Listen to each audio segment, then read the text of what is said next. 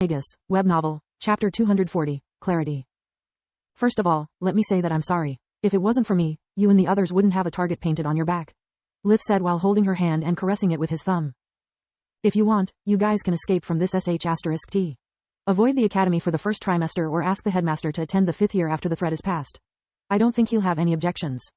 What about you? Floria asked.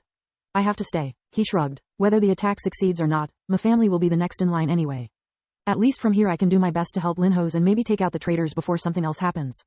I'm the only one that knows when and how the future changes. I need to inform the headmaster as soon as it happens. Floria bit her lower lip, full of uncertainty. Lith was right. She and her sisters had an easy way out of that situation. Until they remained at House Ernez or near their parents, they would be safe. Also, you can greatly improve your odds of survival simply by cutting your ties with me. What? Floria had to fight to prevent herself from slapping him for saying such a thing and herself for seriously considering it, even though for just a second. No matter how discreet the king is, my visit to House Tanash is public knowledge, and when the investigation starts, it doesn't take a genius to notice the timing of the events.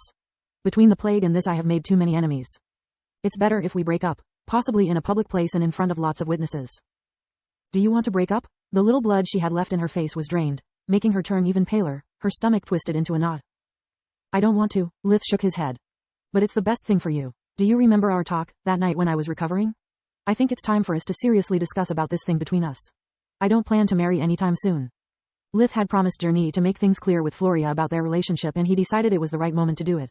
It was the only way he could think of for protecting her. I have lots of things to do. First the military, then some stuff that I don't want to burden you with.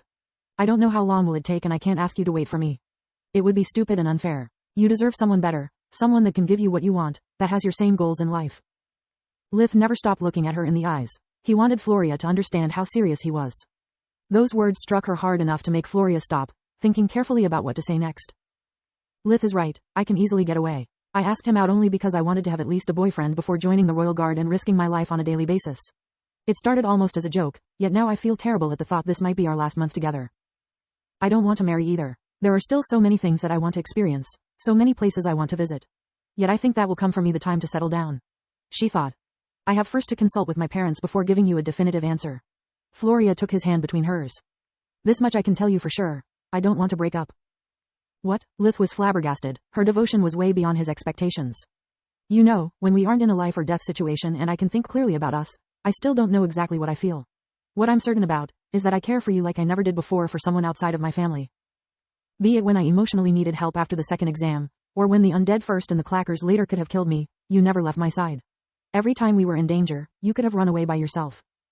Instead, you always protected our group. You always protected me. She caressed his cheek, leaving Lith as stunned as outraged. Like heck I did. I was simply protecting my investment, otherwise I wouldn't have saved Uriel or the other girls. I never cared for any of them in the past. I took a liking to Floria only after we started to date. It's only their fault if they have fallen so deep for my deception to picture me like some F*** king hero. Lith thought. Maybe she is right, though. Maybe now I do care for the group. I risk my life for them more often than any investment justifies. I simply can't admit with myself that I see them as persons because I'm scared of getting hurt again. The more people I love, the more I have to lose, just like it happened with Protector first and now with Solus. If I tell her the truth about the past, she will either despise me and everything I fought for a whole year will be for naught, or she will not believe me, thinking I'm just trying to push her away. Either way, I'm screwed. It's a lose-lose scenario. Let's hope her parents force her to take a sabbatical. I already have so little. I don't want to risk losing the person I care about the most in the academy. Even now, despite knowing what could happen to you or your family, you are still worrying about me instead of running back home to warn them. I'm truly blessed by the gods. Floria's smile was dazzling, but it only managed to piss Lith off even more. How the heck did she manage to make everything about her in less than 20 seconds? Does she think life is some kind of romance fiction? I came to you because you guys are the only ones I can speak to in person. Also, just like for the old vision, there is nothing that my family can do to protect themselves or avoid the predicted outcome. He explained.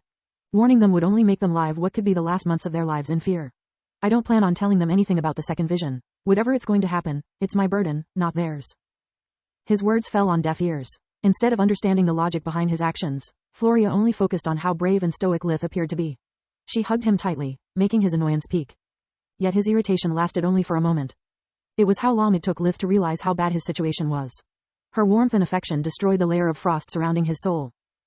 I think you should tell them the truth. All the secrets you keep to yourself, all the burden you refuse to share, sooner or later they will crush you.